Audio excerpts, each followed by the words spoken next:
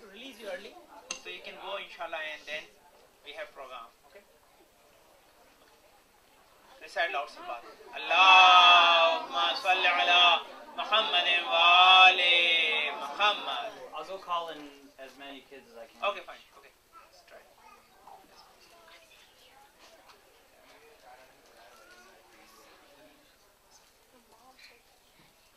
Recite Surah Fatiha. Bismillah ar-Rahman ar-Rahim. Alhamdulillah Rabbil Alameen ar-Rahman ar-Rahim Maliki yawmiddin. Iyyaka na'budu wa iyyaka nasta'in. Ihdina as-siratal mustaqim siratal ladzina an'amta 'alaihim ghayril maghdubi 'alaihim waladdallin. A'udhu billahi minash shaitanir la'inir rajim.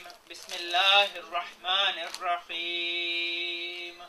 Alhamdulillahi Rabbil Alameen Baril Khalaiq Ajma'een Fatir As-Samawati Wal Ardeen Thumma Salatu Ala Rasulihil Kareem Jaddil Hasan Wal Hussain Maulana Wa Maulu Thaqalain Bil Qasim Muhammad Allahumma Salli Ala Muhammadin Wa Ali Muhammad وأهل بيته الطيبين الطاهرين المعصومين الغر الميامين المخجلين واللعنة على أعدائهم أجمعين وغاصبي حقوقهم ومنكر فضائلهم من ليلنا هذا إلى قيام يوم الدين. أما بعد فقد قال الله تعالى في كتابه الحكيم وقوله الحق. بسم الله الرحمن الرحيم. يا أيتها النفس المطمئنة ارجعي إلى ربك راضية مرضية فادخلي في عبادي وادخلي جنتي. Recite salawat loudly. Allahumma salli ala Muhammadin wa ali Muhammad. Recite one more loud salawat. Allahumma salli ala Muhammadin wa ali Muhammad. We are discussing about the good deeds we have to perform so we can get entitled for paradise, right? If we want to go to paradise after death, we have to use this life wisely. Perform as much as good deed possible for us, right? Because if we do not have good deeds, enough good deeds, it's hard for us to get into paradise, right? So we have several hadiths about it. Our sixth Imam said, your life have value. Don't sell your life. The least value you sell for your life is paradise. Is if you sell your life. Less than that, that means you are a loser. You are not making profit. If you want to make profit, you have to sell your life for the paradise. At least you can get to the paradise. That is the value of your life. So how can we utilize our life? How can we utilize the time of our life wisely so we get into paradise? So I told you, the best thing is that our Prophet visited heavens. He saw the paradise, he saw all the things Allah created for sake of him, right? So in this case, we have to read whatever Prophet left for us and understand and try to utilize for our betterment of this life and also prepare for hereafter. Recite loud salawat please. Allahumma salli ala Muhammadin wa ali Muhammad. One more loud salawat please. Allahumma salli ala Muhammadin wa ali Muhammad. Recite one more loud salawat please. Allahumma salli ala Muhammadin wa ali Muhammad. So what is the beginning message for you? Read loud salawat, boys, pay attention to me. Allahumma salli ala Muhammadin wa ali Muhammad. Okay. One more loud salawat. Allahumma salli ala Muhammadin wa ali Muhammad. Okay. So our main discussion subject is paradise. How to we prepare ourselves to have better life in this world, and also we have better time in barzakh. Barzakh means waiting time.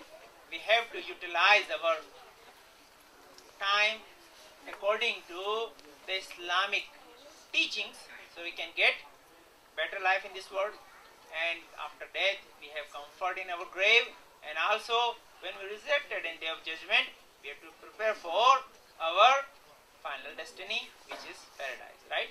So if you don't know what is paradise and how we have to prepare for that, what type of deeds we have to collect, we may fall behind. We cannot prepare, right? You have a single exam, you know how much you prepare for that, because you want to acquire the enough knowledge for that test. If you pass the test, your class going to be promoted, you're going to be in next class. But if you are not paying attention to your exam, you're going to fail, remain right there. But this is not a position. In this world, if you fail in your exam, you may remain in the same class. But when you go for your final destination, in paradise and hereafter, there is no other place than heaven and hell. So you pass, you go to the comfort zone. If you fail, the other place which is normally people scared to call by full name, they will normally break this spelling H-E-L-L, they don't say together because they're scared to say, right? Recite salawat please. Allahumma salli ala Muhammad wa ali Muhammad. Because we have short time today, so maybe let me conclude and give you like the quick some good hadith and whatever written on the door of the heavens. And remember these things are really useful. Don't just listen and forget. You have to put in your life, in your daily life. As much as you utilize these good things, you're going to get benefit in this world. You see the change in your life. You want to make change. Coming in the Majalis is not a ritual. When you come in this Majalis, actually you acquire good knowledge. And that knowledge give you good character. You become symbol of Islam. You actually become an ambassador of Islam, ambassador of Imam Hussain. Wherever you go, people realize you. They see, oh, you are a good follower of Ahlul Bayt. If you have this good quality, normally whoever you're following, they have much more good quality than you because you acquire from them, right? When you show your knowledge, your teacher is going to be always like praised, and they look at your teacher with the respect, because when you have good knowledge, that means given by your teacher. So your teacher is good teacher, he gave you good knowledge. So our Ahlul Bayt is really good. They have no doubt in that, because Quran prays to them. Our all hadith actually give a great like the qualities of Ahlul Bayt in the different hadith. So these things are really good for us to understand and utilize in life. So I told you in the beginning, if you want to a successful life, follow the Ahlul Bayt. And Ahlul Bayt gave us good knowledge. They got from the Allah subhanahu wa ta'ala. And in this like the Majalis series, I am talking about the paradise. And Prophet brought the message from paradise for us. If you want to get into paradise, what you supposed to do. Yesterday I told you, if someone really want to go to the paradise, our sixth Imam Jafar Sadiq alayhi salam narrated a hadith from Imam Ali salam, because Imam Ali heard from the Prophet. Prophet told Imam Ali, if someone want to go to the paradise, he is supposed to perform this task. Number one, he has a truthful tongue, or he supposed to recite as much as the glorify Allah subhanahu wa ta'ala, right? How he glorify Allah subhanahu wa ta'ala? He have a good tongue. For good tongue, he is supposed to say Subhanallah walhamdulillah wa la ilaha illallah wallahu akbar. As much he recite that thing, he take advantage, and Allah consider he is a truthful tongue, right? And always stay away from the bad things, from lies, from other things. Other thing, he said, if someone pray whole night, he fast all the time, and last and final, he always say salam when he meet the other people. So main thing is that when you visit other people, you have to say salam, because the people of paradise are going to talk to each other. Qalu salaman salama. Their main like the conversation is salam. They always talk about peace. They always talk about mercy. They always talk about good things. They never talk about bad things. So this is the message he brought for us. For praying whole night, I said you have to pray. Namaz al-Shab is possible for you. And especially pray the namaz al-Fajr with the Jamaat, or in time at least, because you are living in the places hard for you to join in the Jamaat, because you are not living in India, Pakistan, where you have like the masjid next door to your house and you can go there and pray with Jamaat. But if someone prays the namaz al-Shab and pray namaz al-Fajr with the Jamaat, he given the reward of his praying whole night. And I give you another thing, if you go to the bed with the wuzu, it's considered you praying whole night. The other things I mentioned last night about one more good thing, is you have to be with the truth, right? And this then when you are coming in the Majalis, we are showing our like solidarity with the truth, because Imam Hussain was with Haq, with the truth, and we are joining him, so get the reward from him. But today I am going to discuss about the another door, which is fourth door. Prophet read whatever written there. The one like the phrase or our like the kalma is written on all the doors, because this is the key of paradise. Without believing in Allah subhanahu wa ta'ala and Prophet Muhammad sallallahu alaihi wasallam and believing in the Imamat of Imam Alim Salam, there is no way to someone get into paradise. There is no possibility. So we have to first learn good things to we can make our faith strong. For making our faith strong, we have to acquire as much as knowledge and also gather as much as reasoning to believe in Tawheed, Nabuwat and Imamat. There's another point, inshallah, we discuss some other time. But here, when Prophet went there, he saw the kalma is written there. After that, the other four things are suggested for us. If someone wants, this thing is written there. Read loud, Salawat. Allahumma salli ala Muhammadin wa ali Muhammad. What is written on that? Is written, if you believe, this is the word, pay attention to that. On fourth door of the paradise, what is written? If you believe in Allah subhanahu wa ta'ala and hereafter. This is the phrase, very important. If you believe in hereafter and Allah subhanahu wa ta'ala, you must do this. These four things are suggested. So if someone says, I am a believer, you must show the sign for belief, right? What are the sign of believer? The first sign of believer, you must respect your guest. If you believe in Allah subhanahu wa ta'ala and if you believe in hereafter, the first thing is you have to respect your guest. We have a whole big, like the book about it, how we respect our guest. But what do you think? What are the good ways to respect our guest, to show our like the good faith, and also this become our sign of belief, right? I give you one example. When you're going to listen it, you're going to surprise, right? Helping the guest or helping someone come to us is sometimes is difficult for us. Our fourth Imam, Imam Zainul Abidin, recite Salawat loudly. Allahumma salli ala Muhammadin wa ali Muhammad. After the Karbala, when he was leaving the Medina, one day, one person came to the Imam Ali. He was hiding his face from the like things he's wearing or the turban he's wearing, and he covered his face. And he said to our fourth Imam, I am very hungry, I am poor, and I need food. So please help me, give me some food. Imam gave him food. Imam gave him food. As soon as he received the food, he ate the food and said Imam one word. Pay attention, it's a very good message for you. Listen. What is the intensity of Ahlul Bayt's love and their broad-heartedness? Listen carefully. What Imam said? The person who received food from our fourth Imam, what he said? He said, if you recognized me, who I am, you never help me. Imam said, no, you are mistaken. I know who you are. And after recognizing you, I gave you food. You say, Maula, you recognize me, you know who I am. Imam says, yes, I know who you are. You are the killer of my brother Ali Akbar. You are Sanan ibn Anas. You killed my brother Ali Akbar in the battle of Karbala. But after that, when Mukhtar al-Thaqafi get power, he start like arresting all the killers and just giving them like the punishment. You are running away, right? But you came here because you have no place to hide. So you reach to the level where you have no food, no shelter, no place to hide. Now you came to me to asking for food, and I recognized you. You cannot hide from my eyes. But still I gave you food after recognizing you. Why? Because this is the beautiful how we respect our guests. What Imam said?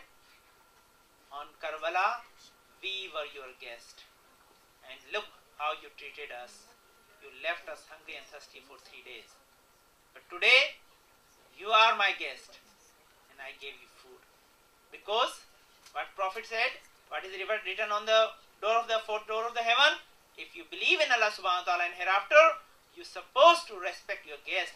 Even the type of the person came to you, he hurt you badly, but because he came to you, then you have to at least respect at the time. So this is the thing. When some believers come to us, when good people come to us, we have to respect them. How we respect them? Number one, because you are young youth, you are young children, you have to understand according to your level. Normally, your parents invite some guests. You have some guests, your friends come to your house, right? When your friends come to your house, you share your things to them and show respect to them. Don't fight with them. This is your level. But if your parents invited someone, right? That is your main exam. That is your main task to show your respect to them, right? Then help them. Number one, recite loud salawat, please. Allahumma salli ala Muhammad wa ali Muhammad. Okay, your parents invited some person to your house, right? They are your guest. If you are doing some bad activities, right? Some naughty things, and the person came there, he saw, oh, you are disturbing your parents, you are doing something which is, your parents are not pleased with that, right? And in this case, what they are going to think? Oh, these parents are not raising these kids correctly. They are not a good kids. They have bad behavior. And not only the guest going to get bad message, but your parents going to hurt badly. And this is the third thing going to come here, right? They all link together. I'm going to connect all together. But listen here. So you have to show your best attitude at the time when you are guested. You always be best. But sometimes when some guests are coming, you have to show your best attitude, best like the characteristic, and do not disturb your family or help them as much as possible. I've seen some are really good kids. Whenever the guests come, without paying, this is the point, note down. When someone enters, you have your family tradition. Our family tradition is that whenever some guests enter in our house, immediately you offer water to them, right? Sometimes your parents ask you to go and bring the water. Without your parents ask you to bring water for them, you're supposed to do, while they are talking, you get the water, put in the tray, serve them. Before your parents ask, your parents going to feel really proud.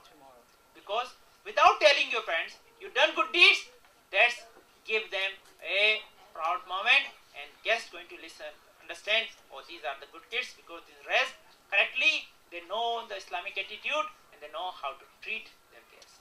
So inshallah, there are some more things, inshallah, I'm going to give you detail. It's not point to just discuss about the guests because we have short time today.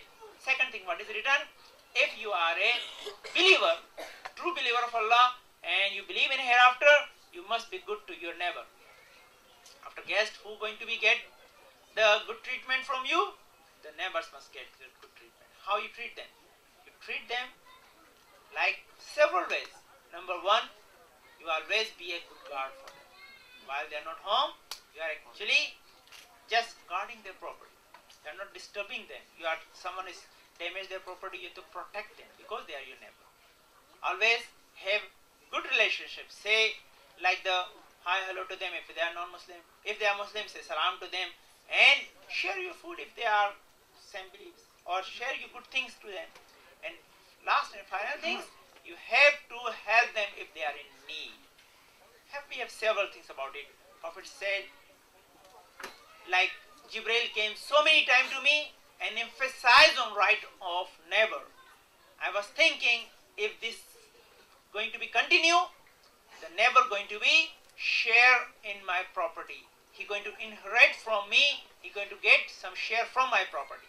That much right he has. So your neighbors are look like your next family. You have to treat them nicely because if they are non-Muslim, you have to be extra cautious for them. To give more respect to them, so they going to recognize your religion through you. You become an ambassador of your religion for them. Why? Because you're showing good attitude to convince them you believe in righteous things, you believe in right religion. Third thing, what was written there? If you are a believer, you believe in Allah subhanahu wa ta'ala and you believe in hereafter, you must respect your parents. I said this is the very obvious. With great detail for that. Inshallah, if I get chance, or maybe if on day of Ashura, someday when you are gathering here, I will give you the whole detail, or maybe we have a seminar on parents, how we have to treat our parents, what supposed to be do to respect our parents. I have 80 rights of parents on us. 40 in the life, 40 after death. I have all PowerPoint slides, so I'm going to show you one day, inshallah, and explain one by one all 80 rights, so how we respect our parents correctly, so we can get reward in this world and after. I told you, if someone disowned by his parents, he is not going to smell the fragrance of paradise, right, up to 500 light years. So there is no way. If your parents disown you, Allah is going to disown you before that. So there is no chance of it. And we have a this one prophet, Al-Jannatu tahtu aqdam ummahatikum. The paradise lies under your mother's feet. Means, if your parents are unhappy, forget about the Jannah. Then you're not going to enter in the Jannah. If your parents are happy, you're going to get in your Jannah. I told you the last day that if you look at your parents with the mercy, Allah is going to reward you one Hajj on each lobe. If you have that much good deeds, you see you may become successful in hereafter. And last and final thing, in whatever written in fourth door, first, be nice to your guest. Second, be nice to your neighbor. Third, be nice to your parents. Fourth, always say the truth or be with the truth and haq. You see, this is the point. When two people have argument, don't go with your friend. Don't go with who you get benefit from him. Go with the truth. That is the lesson actually you are learning in the Majalis. Why? Because when Yazid and Imam Hussain come in front of each other, we go with the Imam Hussain. Why? Because Imam Hussain was with the truth. He was son of Imam Ali Khan, son of the Prophet, and he stood against the oppression, he stood against the zulm, and he saved the religion. So coming here is a great lesson for us to always be with truth and haq. Never go with the side of falsehood or batil. That is the important thing, right? Fourth thing is written. If you are believe in Allah subhanahu wa ta'ala, always with the truth or have the truth or propagate the truth. Don't go with the lies or bad things, right? You see so many things in this world. They say good and bad things. You have to justify the things. Understand what is right, what is wrong. Who is with the truth, who is with the falsehood. And we go from there.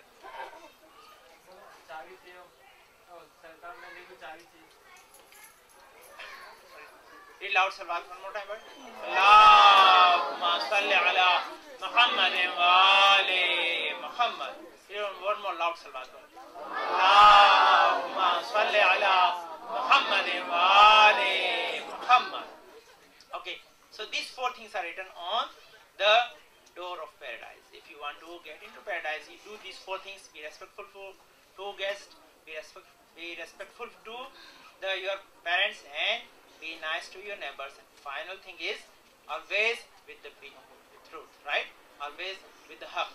Never go with the side of batil or support the batil, because once you support the batil is going to get stronger, and they're going to again attack on you, and you're going to be in problem, and you're not going to find any support at all, because once you stood up against the batil, I'm going to help you, Allah is going to help you. That is the message, inshallah.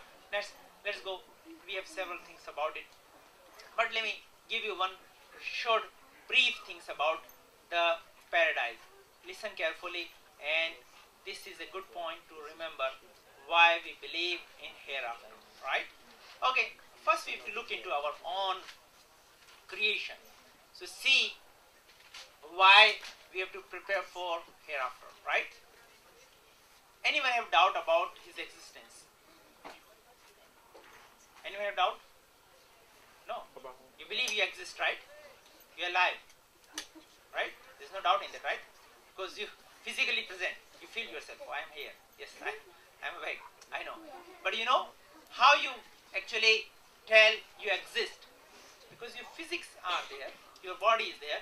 You see, you hear, you understand, you test. Your all licenses are working. So you say, okay, I am just exist, right? But you see, your existence is not actually due to your body.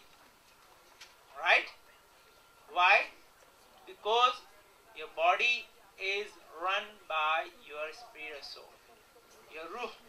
So actually you depend on your ruh. And this is the main message. Your ruh was exist before you came in this world. Your ruh was exist while you was in womb of your mother.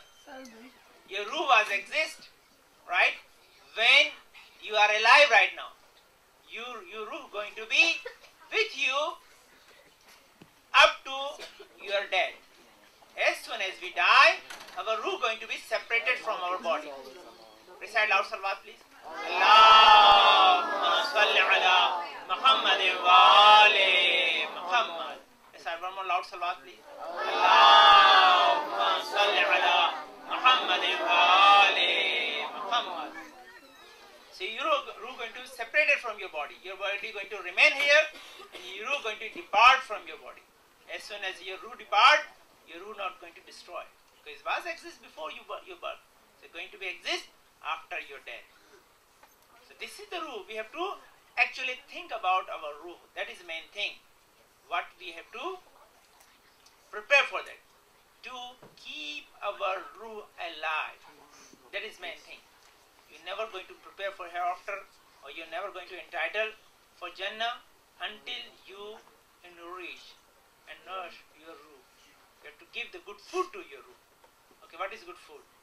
It's not sold in the like the Burger King, or not sold in the like the McDonald's, right?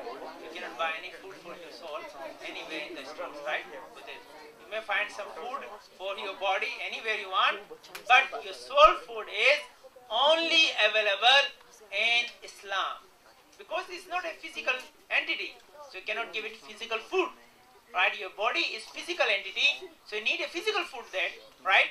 Without physical food, water and different type of like the fruits and vegetables and other things you need for your body. But if you just give me one answer and just pay attention to that. If you stop eating for 2-3 days, how are you going to feel? Hungry. And what else? Weak, right? Your energy level going to be go down. I ask you, oh, you are hungry from 2 days, 3 days, run 1 mile. So Maulana, I cannot get up. How can I run? Because I have no energy in my body. So if you do not feed yourself properly, right, your body going to lose the strength. You cannot work properly. You cannot get to your work, right, because your body have no strength. So if you stop feeding your ruh, that's going to happen. Your ruh not going to give you the support you want. What type of support you want from you? You want to understand the right and wrong. You want to understand what you're supposed to do for this world and hereafter. Then all things going to be determined, recognized by your ruh. If your ruh is weak, you cannot get the right decision. If you make wrong decision, you're going to be unsuccessful in this world, and also you have trouble in hereafter. So read one more loud salawat, please. Allahumma salli ala Muhammad wa ali Muhammad. So what is the food for the ruh? Inshallah, I'm going to give you some more detail about it. And these things are written when you help your parents, when you help the neighbor, when you help your like the guest, you feel satisfaction. This is the good food for your ruh. When you worship Allah subhanahu wa ta'ala, when you pray, when you offer salat, when you like the perform wuzu, when you help any person, you feel some type of satisfaction. That satisfaction keep your ruh alive. How you determine? Okay, you are alive because you are walking, you are talking, you are eating, you are doing everything, right? You have functionality. That is the proof of your life. But ever you think how we test our ruh is alive or dead? Sometimes we are physically alive, right? But our life is have no aim, no goal, no purpose. That means your ruh is not alive. You are not going in right direction. That means your engine, who is motivating your life, is not functioning properly, not sending you in the right direction, and that is the problem. You have to fix this problem by accepting the Islamic teaching. That is main thing. Listen carefully, acquire good knowledge about Islam, acquire knowledge about halal and haram, acquire knowledge about what make your life successful in this world, and then we're going to learn what type of deeds we have to perform so we become successful in hereafter. Inshallah, let me conclude because we have less time today. And inshallah tomorrow I give you more details. You come inshallah. These are good points. I'm going to make you all the points related to that. Whatever written on the each door of paradise and how we get message from there and how we implement these good messages in our life to make our life successful. Recite loud salawat please. Allahumma salli ala Muhammadin wa ali Muhammad. Okay, today we're going to go and perform a julus downstairs, right? And that is called Alam julus, right? We're going to carry the flag of Imam Hussain. And why we do this thing? Because we want to commemorate the Shahadat of Hazrat Abbas Alamdar, who was the flag bearer of Imam Hussain, right? Why we have to carry the flag in your hand? Why? Because flag actually the symbol of the success and also victory. When someone's flag is still flying, that means that country still exists, number one. Number two, they are victorious. You ever thought, I don't know how much you like the social knowledge is, but I can give you some example. When you see, India was captured by the British government, right? Long time ago. And when the Indian flags were flying, they took off the Indian flags and they put the British flag there. When Britain left the India and Pakistan, they start again their own flags, right? Then Indian and Pakistan flags were start flying and they took their flag with them, right? So normally what happens, if you go in this country, right? You have American flag, you respect that thing because this is you have to respect all the country's flag where you go because this is the symbol of their pride. You have to respect because this is the obvious thing. You cannot disrespect someone's flag because we are living in this country, so this is your way to show your solidarity with them. This is another message. But you see, you cannot fly if you, especially I will give you message. Recite loud salawat. Allahumma salli ala Muhammadin wa ali Muhammad. They never fly or never use the flag of any other country in other country except they only use in their embassy, right? But if you go in any country, anywhere in the world, you're going to find the alam of Hazrat Abbas and they use in all the places, regardless of the country, regardless of their, the government, regardless of this, no one opposed. Why? Because this is the alam of Hurriyat, means the freedom. Why? Imam said a beautiful word to all the soldiers of Yazid. If you are not a Muslim, but still make yourself free. Don't become the slave of Yazid. At least think wisely. And come and join the freedom of Islam. But they never understand. And they never came. Only few people come toward the Imam Hussain side. So one thing is that because this is a message of freedom, number one. Number two, behind this flag another message is there. What is another message is there? Whenever the truth and falsehood come in front of each other, we are always with the truth. That I say fourth thing is written on the door of the heaven, always with the truth. So when you hold the alam of Hazrat Abbas, we actually giving the message, we are with the Imam Hussain. Even we were not at the time of Karbala, but after 1400 years, we believe in Imam Ali, we believe in Imam Hussain, we believe in Hazrat Abbas, and we are holding the alam of Hazrat Abbas to show our solidarity with them because if we were alive at the time, with the Imam Hussain, we never like to go on the side of Yazid. That is the thing. We never want to go with the falsehood. This is the thing. Third thing is that when you say, why Hazrat Abbas like to carry the flag? He never liked to carry the flag the whole day. Only Imam gave him the flag at the time of his shahadat, while he was going. Just a few moments. Recite loud salawat and listen. Allahumma salli ala Muhammadin wa ali Muhammad. When you carry the alam, just think about these things. They will give you help, right? Imam gave the alam to Hazrat Abbas salam. Why? Because he was asking for permission since morning. Oh my master, give me permission, I like to go and sacrifice my life for you. This is the Hazrat Abbas demand from Imam Ali, Imam Hussain salam in whole day. But always if you say you are the chief of my army, if you go and sacrifice your life, then who is going to command my army? Right? That is the answer of Imam Hussain to Hazrat Abbas time by time whenever he is coming. But finally, when he come and he said, oh my master, give me permission. Imam replied the same thing. You are commander of my army. How can I give you permission? If you die, then who is going to command the army? Abbas replied very sadly. He said, oh my master, there is no army left. You are alive. Ali Akbar is alive. And I am alive only. This is the army. All our soldiers already died. All our followers already martyred. We are only alive. Then, now there is no way. I have to sacrifice my life. And suddenly Sakina came out and she asked for water because she was very thirsty. From 3 days, she had no water at all. Think about it, when you are thirsty from morning to the evening in Ramadan, how you feel. And someone like Sakina, 4-year-old child. Right? You ever thought, you ever think, when we have the first time Rosa, 5-6-year-old kids, they are fasting the first time, how they feel before they open their fast, they are completely exhausted. They have no strength left.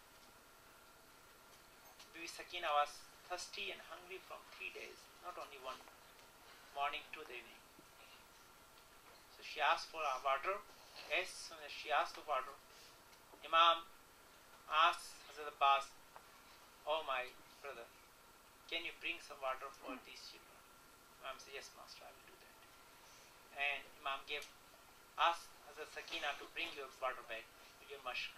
Hazrat Sakina brought her water bag. They were completely dry. For 3 days there is no water in that. They made by eye. And there was completely dry.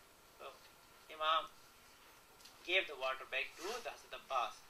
And he took the sword from Abbas, gave a broken spear to him. He said, oh my brother, you are going for bringing the water, you are not going for fight. Because if Hazrat Abbas go for fight, then no one in the army of Yazid can defeat Hazrat Abbas. But Hazrat Abbas never got permission for fighting. Got only permission to bring the water. So when Bibi Sakina was asking for water, he get that duty to perform. And Hazrat Abbas going toward the battlefield, Hazrat Sakina asked all the kids to come and bring their empty pots to get ready for that. And when all the children, they brought their empty pots, they stand next to the Bibi Sakina and she said, look at the Alam. Alam is going toward the river Euphrates. My uncle going to fill my water bag and he going to bring water soon for us. Now you're not going to remain thirsty. You know, when someone have hope in his heart, this is a great thing. But suddenly when hope is broken, you cannot imagine how they feel. You see, they have hope for water. After 3 days, all children are waiting and their eyes are on the Alam. They're looking at the Alam because Alam is going closer to river.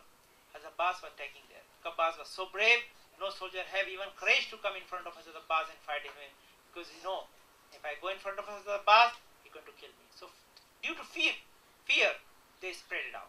They left the river bound and gave the way passage to Hazrat Abbas to reach the river. Hazrat Abbas reached to the river.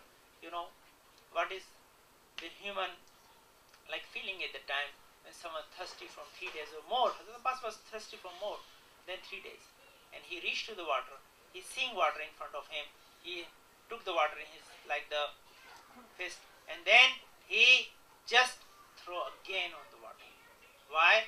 Because he showed, I have control on the water, but I'm not going to drink before Sakina. That is like the pride. And then he asked from the horse he brought with him. He said, oh, I cannot drink without Sakina. Horse, you are thirsty too. Animal are thirsty too.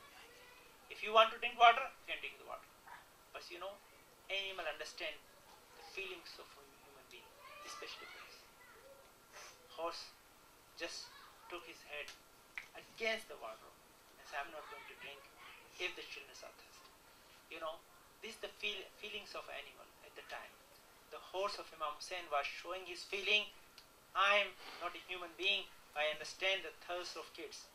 How much all the soldiers of Yazid are there, they're worse than animals, they are not understanding the thirst of small kids.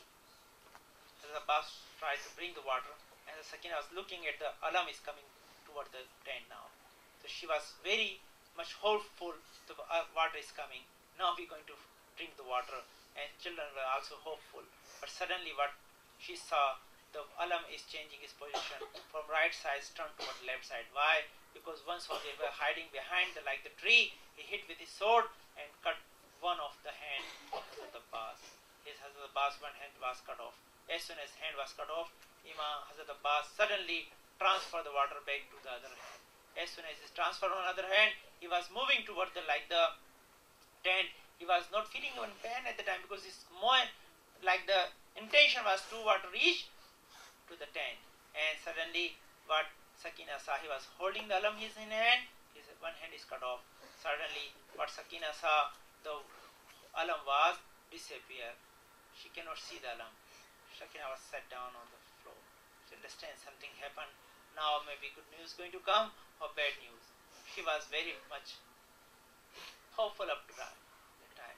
But what she saw, Alam is not coming because by still Hazrat Abbas, the other hand was cut off. Hazrat Abbas was holding the or water bag in his teeth and going toward the battlefield, toward the tent. And suddenly Hurmala, he shot an arrow on the water bag. The water bag was ruptured, and the arrow was penetrated in the chest of Hazrat Abbas. Now Hazrat Abbas saw all water was dropped on the floor. No water left in the water bag. What Hazrat Abbas supposed to do? He cannot go to the tent without water. So he turned his horse on the back side. That is a very crucial point. Remember, boys, one person, he was a good reciter of Majalis. He is an orator. He was an Alim. He saw Bibi Fatima Zahra Salamullah in his dream. He said, you are not reciting the Masaib of my son.